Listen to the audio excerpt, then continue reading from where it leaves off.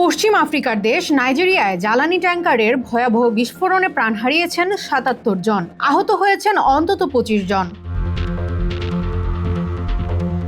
ঘটনাস্থল উত্তর মধ্য নাইজার প্রদেশের সুলেজা এলাকা। কর্তৃপক্ষ জানায়, জ্বালানি ভর্তি ট্যাঙ্কারটি উল্টে কিছু জ্বালানি রাস্তায় ছড়িয়ে পড়ে। এমন সময় স্থানীয়রা রাস্তা থেকে সে জ্বালানি সংগ্রহ করছিলেন। তবে হুট করেই ট্যাঙ্কারটিতে বিস্ফোরণ ঘটে। হতাহত হন আশেপাশের মানুষ।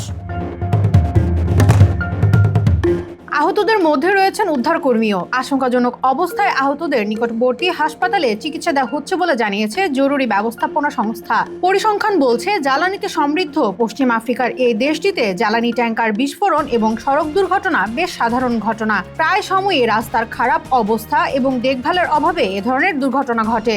২ সপ্তাহ আগে দেশটির তেল সমৃদ্ধ ডেল্টা প্রদেশের দুর্ঘটনার শিকার হয়ে জ্বালানি ট্যাঙ্কার বিস্ফোরণে অন্তত ৫ জন নিহত হন।